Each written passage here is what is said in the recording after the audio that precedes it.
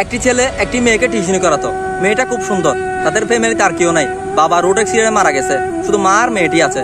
তাদের অনেক বড় বাড়ি, গ্রামে অনেক নামদাম আছে। তো ছেলেটি যখন পড়াতো ওই হালকা হালকা বৃষ্টি পড়তো। ছেলেটি রিক্সা নিয়ে আসার পর রাস্তা থেকে দূরে তাদের বাসায় আসে যাতে বৃষ্টিতে না ভিজে। আসার পর প্রতিদিন ছাত্রীটার মা একটি টাওয়াল নিয়ে দরজার মুখে দাঁড়িয়ে থাকে।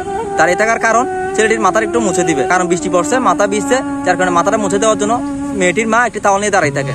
তখন ছেলেটি একদিন, দুদিন, 3 দিন, আরেকদিন হঠাৎ করে বিরক্ত হয়ে গেল। বিষয়গুলো বিরক্ত হতে হতে একদিন আসার সময় যখন টাওয়াল নিয়ে দাঁড়ায় আছে, টাওয়ালটা ধাক্কা দিয়ে মেয়েটির রুমে চলে যায়। মেয়েটিও খুব মেধাবী। ছেলেটি যাওয়ার সাথে সাথে পড়তে বসে যায়। বসে যাওয়ার পর থেকে অদৃষ্ট এক দৃষ্টিতে ছেলেটির দিকে তাকিয়ে থাকে। ছেলেটি প্রথম লজ্জা পাইতো, পরে এই বিষয়টাকে অনেক বিরক্তবোধ মনে করে। তারপর পড়াতে না পড়াতে মা চলে আসে। এক ট্রাই ভরা খাবার, মৌসুমি ফল, বিভিন্ন ধরনের নাস্তা। এক নাস্তা একদিন আসে, দ্বিতীয় দিন আর আসে না। বিভিন্ন ধরনের নতুন নতুন আইটেম নিয়ে ছেলেটির সামনে হাজির। শুধু তাই নয়, যতক্ষণ মেয়েটিকে পড়াতো 1 ঘন্টা মা পাশের খাটটাতে বসে ছেলেটির দিকে তাকিয়ে থাকতো, এক দৃষ্টিতে তাকিয়ে থাকতো। ছেলেটি প্রথম সেম লজ্জা পাইতো, পরে এটাকে বিরক্তবোধ মনে করে, কি এরা আমাকে এভাবে কেন তাকিয়ে থাকে। তারপর এমন করতে করতে ছেলেটি 10-15 দিন পর ওই ছাত্রীর বাসায় কিছু খাওয়া দাওয়া বন্ধ করে দিল। এক গ্লাস পানিও খায় না। না খাওয়ার কারণ তাদের মতলবটা সে বুঝতেছে না, যার কারণে। তো একদিন মেয়েটি আর মেয়েটির মা মার্কেট করতে গেছে। আসার সময় ছেলেটির জন্য ওই শার্টটার জন্য একটি শার্ট আর একটি প্যান্ট নিয়ে আসে। আসার পর ছেলেটির মাস শেষ হয়, মাসের স্যালারির সাথে ওই শপিংটা দেয়। তখন ছেলেটি জিজ্ঞেস করলো, স্যালারিটা বুঝলাম, এই শপিংয়ে কি? তখন মাটা বললো, তুমি বাসায় গিয়ে দেখিও বাবা। তখন ছেলেটি রাগ করে ওই টাকা আর শপিংটা নিয়ে চলে আসলো। এরপর থেকে মেয়েটিকে আর পড়াতে যায়নি, টিউশনিটা ছেড়ে দিছে। মেয়েটির মা অনেক করে কল দিল ছেলেটিকে।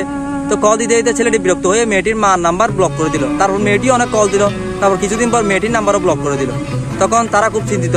তারপর ছেলেটি একদিন হঠাৎ করে কোনো একটা বিয়েতে যাওয়ার জন্য রেডি হচ্ছিল। রেডি হওয়ার সময় তার আলমারিতে ওই শপিংটা দেখে। দেখার পর তার ইচ্ছে থাকলো, এই শপিংটাতে কি আছে, এই 6 মাস দেখি নাই, একটু দেখি কি আছে।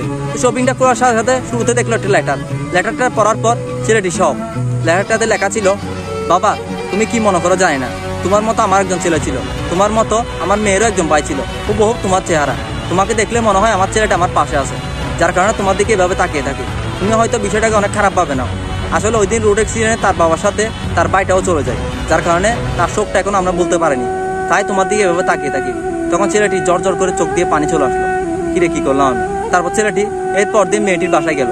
বললো, আন্টি আমি আসলে আপনাদেরকে ভুল করছি, আমি বিষয়টা অন্যভাবে নিয়েছিলাম। আমি ভাবছিলাম হয়তো আপনারা কি আমাকে পছন্দ করছেন, আপনাদের মেয়ের জামাই হিসেবে রাখতেছেন, এরকম একটা খারাপ চিন্তা ভাবনা আমার মাথায় আসে, যার কারণে আমি এই কাজটা করছি। তার জন্য আমাকে ক্ষমা করে দেন।